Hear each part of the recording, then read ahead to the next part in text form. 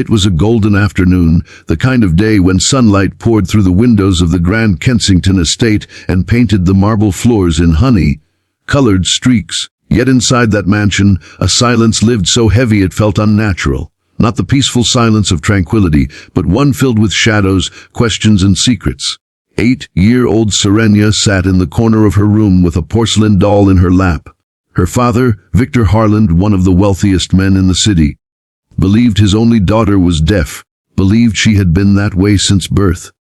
But there was something in the little girl's eyes, something in the way her gaze would dart to sounds that whispered of a truth no one seemed willing to hear. And then came Elira, a young woman with more compassion in her heart than wealth in her pockets. She had been hired as Serenia's new nanny, and from the very first day, she noticed what everyone else had missed or perhaps chosen to ignore. Before we dive into this journey of discovery, heartbreak, and hope, take a moment to support the channel Kindness Journal. If you believe in kindness, forgiveness, and second chances, please like this video, share it with friends, and subscribe so we can keep telling stories that touch the heart. Elira had grown up in a small town, raised by her grandmother who always told her, "Some children don't need toys, they need someone who truly sees them."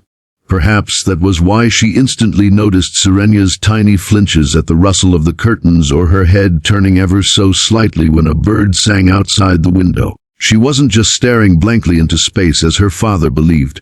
She was responding, quietly, subtly, desperately hoping someone would notice. Victor Harland was not a cruel man by reputation. He was stern, calculating, and distant, yes, but the world saw him as a brilliant mind who had built his empire from nothing.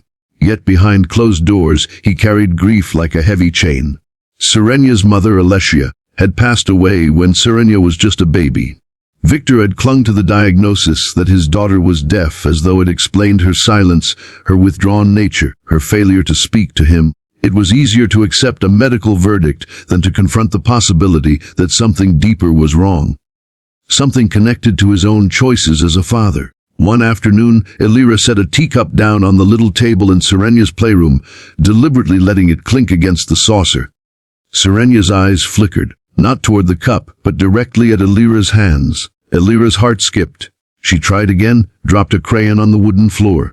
Serenia's gaze shot down, as fast and instinctive as any child with hearing. "Sweetheart," Elira whispered softly, though she knew Victor would dismiss it as useless. "You can hear me, can't you?" Serenia's lips trembled, but she said nothing. Her fingers tightened around the doll in her lap until its stitched smile looked like a cruel mirror of her own silence.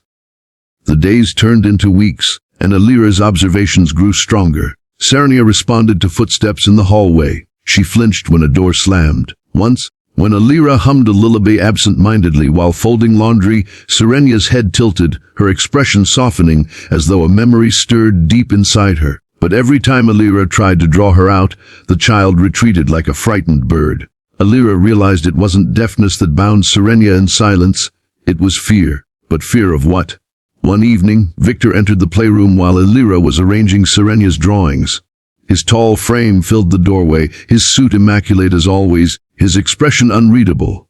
"She doesn't respond to speech," he said flatly, as though repeating a fact carved in stone. "Don't waste your time trying." Elira hesitated, then dared to speak. "Mr. Harland, with respect, I think she hears more than you believe." Victor's face hardened instantly, his jaw tightening. "I've had her examined by the best doctors. They told me she cannot hear. Do not feed yourself or her false hope." His tone was cold, but beneath it lay something else. Perhaps fear of being wrong, fear of opening wounds too deep to bear.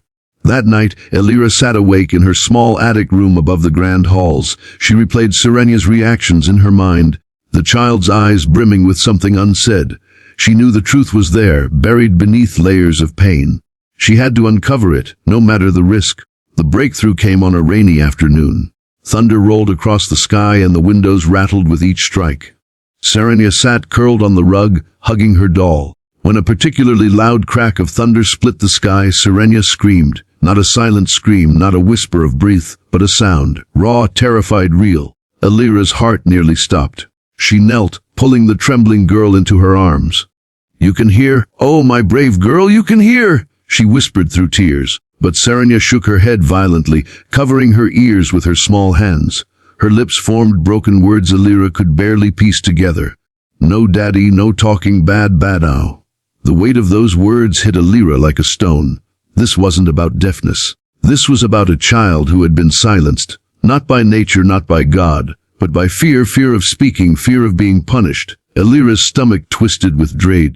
What had happened? Who had silenced her?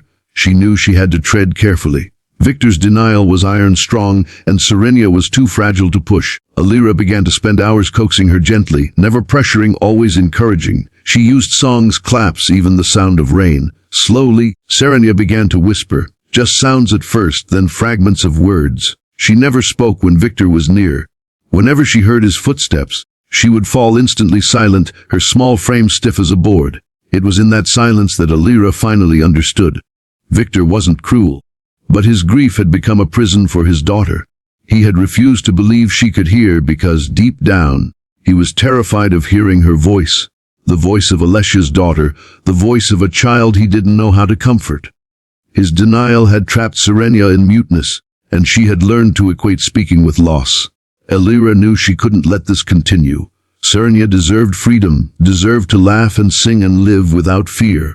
But how could she break through the walls Victor had built around his heart?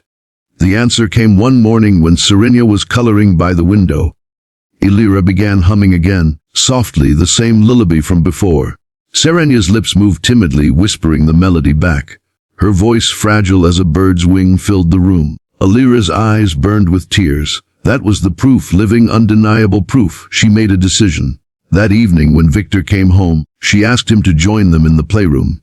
He looked tired, his briefcase heavy in his hand, but she insisted. Just please, sit for a moment. Serenia shrank at the sight of him, her crayon slipping from her fingers.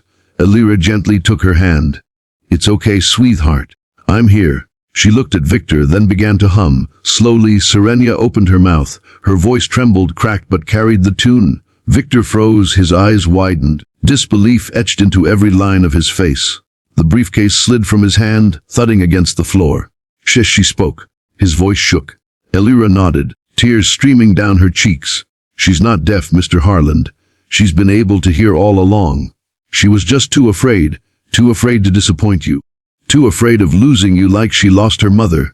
For the first time, Victor's mask shattered. He dropped to his knees beside his daughter, his hands trembling as he reached for her. Serenia, my little girl, I'm so sorry. His voice broke, raw and desperate. Serenia's eyes filled with tears. For a long moment, she stared at him as though weighing the years of silence, the fear, the longing. Then, in the faintest whisper, she said, Daddy. The word pierced the air like sunlight through storm clouds. Victor crumpled, pulling her into his arms, sobbing into her hair. Alira turned away, tears flowing freely, knowing this moment would change their lives forever. In the days that followed, everything shifted. Victor called in specialists, not to diagnose but to help Serenia heal. He sat with her, listened to her halting words, cherished every fragile syllable as though they were jewels.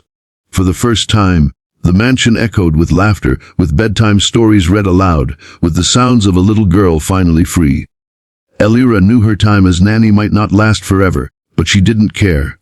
What mattered was that Serenia had found her voice, and Victor had found his heart again.